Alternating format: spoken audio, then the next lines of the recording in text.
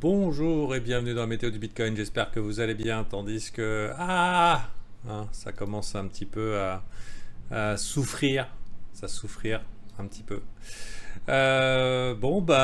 Globalement la cassure ici de ce support est confirmée. Hmm. Les tentatives désespérées des boules de réintégrer ici ont échoué et, euh, et on a encore beaucoup de héros sur le marché. Les héros, c'est les pas vendus, pas perdus. Donc, même on a des héros, on a des acheteurs de dip, on a beaucoup de choses, donc qui laissent penser qu'il y a encore un petit peu de marge. Même si je vous cache pas, moi-même j'ai envie d'acheter les dips. J'attends le switch mental. J'attends le switch mental. Pour l'instant, il n'y a pas de switch mental baissier. Et on attend ça. Ah. Donc, où on en est, hein. Donc, techniquement, on a pas mal de trucs. Hein. Ça peut aller de la simple trendline en disant oh bah dis donc, c'est bearish. Hein. Forcément, après, on le voit. Hein. Personnellement, j'ai une petite préférence pour les supports et résistances horizontaux. Parce que moi, c'est clair. On voit qui est coincé. Donc là, qui est coincé, globalement, c'est tous ceux qui ont acheté du Bitcoin depuis le 8 août. Si on regarde un petit peu la distribution de volume profile, on a ici ce high volume node, donc ce gros cluster de volume qui va être notre résistance. Il n'y a pas de bullish qui soit tant qu'on n'est pas revenu au-dessus globalement. Hein. Ok. Donc maintenant, où c'est qu'on pourrait aller? Donc là, c'est intéressant, c'est de voir ici qu'on a un point de contrôle dans les 34 000. Donc comme je disais, 35 000, 32 000, ça serait une bonne target. Acheter dans cette zone, c'est pas stupide. Hein. On pourrait y range pas mal de temps d'ailleurs. On pourrait très bien range, retaper ici, échouer et voilà. Sauf que donc pour l'instant, je vois pas de raison de se positionner acheteur long terme en disant c'est sûr, c'est fini, etc., etc. D'autant plus que le S&P 500 et le Nasdaq n'ont pas fait mieux. Hein. Le S&P 500 et le Nasdaq n'ont pas fait mieux. Hier, la bougie était à la limite de la bougie rouge en délit. Nasdaq, ouais, un petit peu pareil. Donc, on trouve des acheteurs, c'est toujours dans la zone, hein, c'est comme le Bitcoin, ça ne veut pas tomber. Je dirais que c'est du bull en déni, on pourrait dire ça. C'est que clairement, il y a une force gravitationnelle forte, mais on n'ose pas trop. Et pour sûr, ce que les gens n'osent pas trop, c'est shorter. Pour l'instant, on n'a pas encore des shorts massifs dans la partie. Alors bien sûr, il y en a hein, pour chaque contrat long ouvert, il y a un long ouvert, il y a un contrat short ouvert.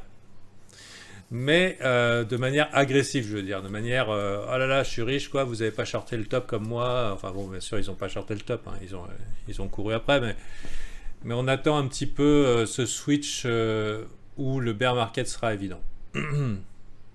Donc pour l'instant, c'est pas là. Est-ce qu'on peut avoir un crash systémique? Oui, parce que c'est les cryptos, c'est facile à faire et c'est rentable. Donc faut voir. Faut voir. Donc est-ce qu'on aura une grosse bougie rouge à un moment? C'est à voir. Ou est-ce que on va peut-être taquiner un petit peu les esprits éventuellement des shorters qui pourraient s'exciter, ça a l'air super bearish, tout le monde fait ah et ah non. Donc c'est pas parce que y a des shorts qui rentrent, on pourrait très bien rester là longtemps et développer un sentiment baissier. C'est-à-dire il n'y a pas besoin forcément de faire un gros mouvement pour développer un sentiment baissier. Mais pour l'instant, il n'y a pas de signal. Il n'y a pas de signal haussier clair. Ishimoku, on est en plein dans le nuage.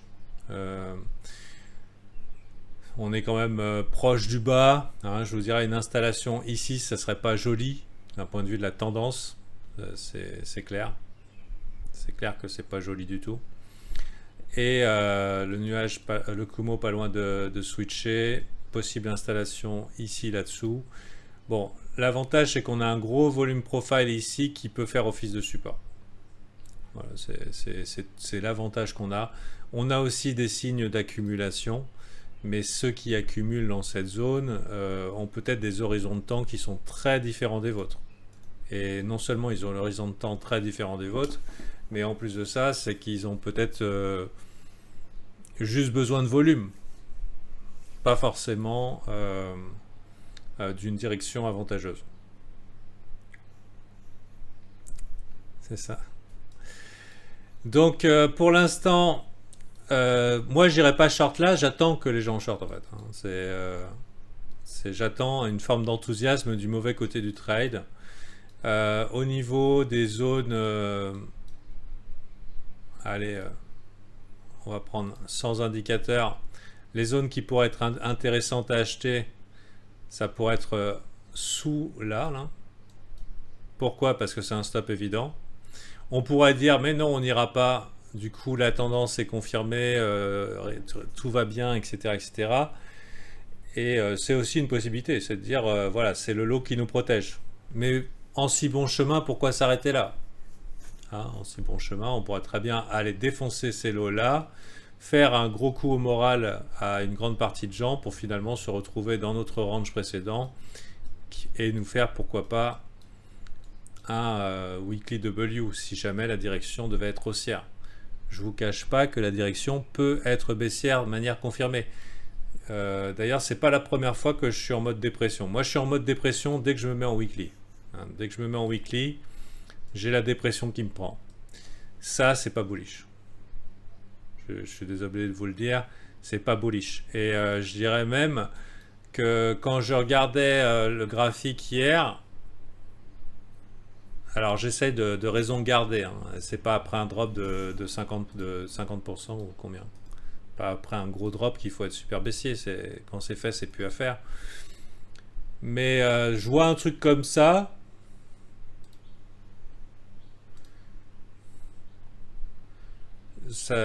Personnellement, je commence à... Je crois que c'était en 2 weeks. 2 weeks, c'était vraiment affreux. J'exclus pas la possibilité d'un retour à 10 000 balles. Voilà. Et ETH, quand je vois un truc comme ça, 1400, 1200, ça me paraît aussi cohérent. Donc là, pour l'instant, j'espère juste que l'irrationalité du monde, l'impression de monnaie infinie, la mania généralisée vers les cryptos ne soit que...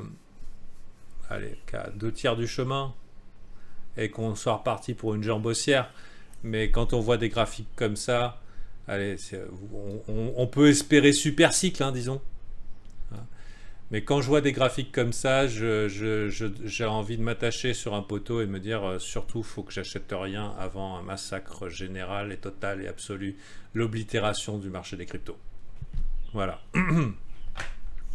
Donc j'ai à la fois l'urgence d'avoir envie d'acheter en me disant ben non, c'est parti, on va faire les 3 mois version merveilleuse. Donc ça, c'est si on regarde relativement court terme. Et quand je vois ça, je me dis fuyez pauvre fou. Donc voilà, c'est un sentiment qui est très très divisé en moi-même. C'est que mon opinion. Mais si je voyais le marché se casser la gueule de 80%, je ne serais pas surpris. Voilà. Et je dirais que plus c'est lent, plus ça fait mal. Voilà. Donc, à voir un petit peu, est-ce qu'on aura un mouvement déflationnaire sur le dollar index? Il a l'air de s'y préparer. Il a l'air de s'y préparer. Non, c'est pas celui-là. Ça, c'est bien. Il y a quand même pareil, de même manière, on avait vu hier avec les VIP, on a des monthly M et ici des weekly W avec un weekly W. Donc choisissez votre poison. Toujours est-il que même si le dollar était potentiellement dans un possible champ du cygne, un gros pic déflationniste serait pas excluant avec un bon petit flash crash sur les marchés. L'avantage du flash crash, c'est qu'il y a un petit côté sparadrap, démoulage de flambis, on se fait mal un bon coup, on fait peur aux gens et ensuite c'est reparti. Moi les bear markets qui vont trop vite, ça me plaît beaucoup. Je préfère quand ça va vite, au moins c'est vite réglé. Donc nous on n'a pas connu, ça fait longtemps qu'on n'a pas connu des massacres du genre très très énormes. Aujourd'hui je suis en plein délire, hein. Euh, je suis à deux doigts d'acheter, hein, je vous dis, hein. Je suis à deux doigts d'acheter. Mais quand je vois ça, c'est ma raison me dit je préférerais retenter dans quelques années. Hmm. Donc avec la bonne expression du good old Brian, quand un marché vous sourit, c'est qu'il va vous prendre votre argent. Et sur Ethereum, il est très souriant. Hmm. Il fait penser même au clown de ça, tu vois. Donc super souriant. Donc bien sûr, tout ça c'est des M potentiels, n'ont pas été confirmés. On peut très bien faire les clac clac clac clac clac. Voilà. Donc mais c'est pas joli. C'est pas joli, c'est pas joli.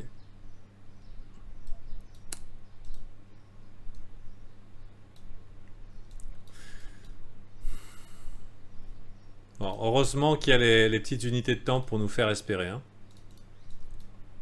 Et l'avantage, c'est que le sentiment, si trop de gens voient ça trop vite, les gens vont larguer. Je vous rappelle qu'on est en extrême fer depuis ce matin. Ah, on est en extrême fer depuis ce matin. Ça veut dire qu'on est à Fear Grade Index. Il est à combien? euh...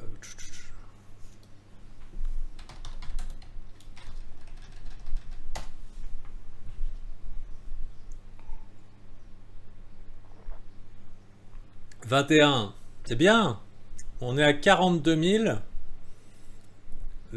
On est quasiment on est en extrême fier qui commence à être avancé. Et et Fanta a déjà des targets de 80%. Moi, je dis c'est bullish, hein.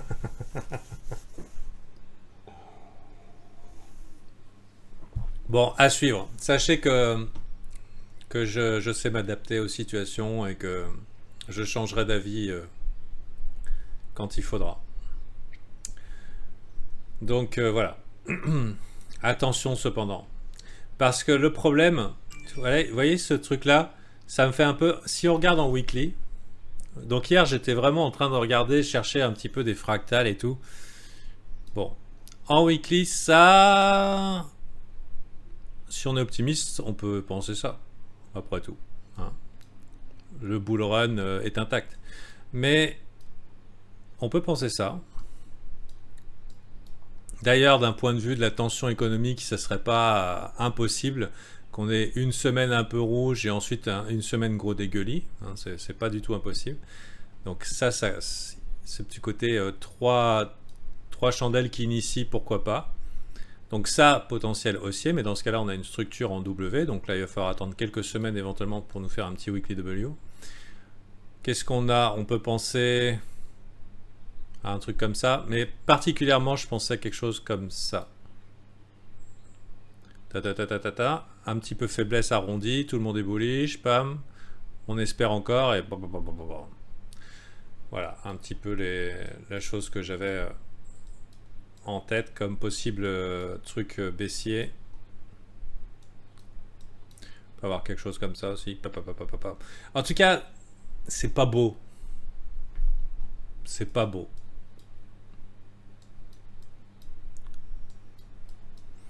Et plus ça va, et plus on fait un truc comme ça, et plus ça rend difficile la remontada. Alors, point bullish, c'est que là, par exemple, le marché Bitcoin rebondit très vite avec très peu d'achats, puisque je surveille les achats et les ventes. Donc c'est le point bullish. Ça veut dire que peut-être vraiment on a un supply shock, une liquidité tellement faible qu'on pourrait avoir un miracle. Donc primo, ça c'est bien. Mais dans ce cas-là, ça voudrait dire qu'il faut être sûr que quasiment tout le monde est vendu. Ça veut dire qu'on est un order book très fin. faible liquidité sur échange, mais s'assurer que tout le monde est vendu, parce que si tout le monde a vendu, ça veut dire que tout le monde a du cash et que tout le monde est obligé de FOMO après, et qu'on profite de la liquidité fine pour faire quelque chose de relativement fou. Un truc genre... Alors aujourd'hui, c'est du trading fiction. Hein. On apprécie, on n'apprécie pas. Si vous aimez le trading fiction, j'en fais souvent chez les VIP. Pourquoi j'envisage ça? Le miracle, ouais. El miraculo. Mais en même temps, alors ça, c'est le miraculo, mais le miraculo qui te fout le poing dans la gueule. Surtout si tu paniques celle le bottom. La vitesse où ça peut remonter, ça serait très encourageant pour une suite. Cependant, le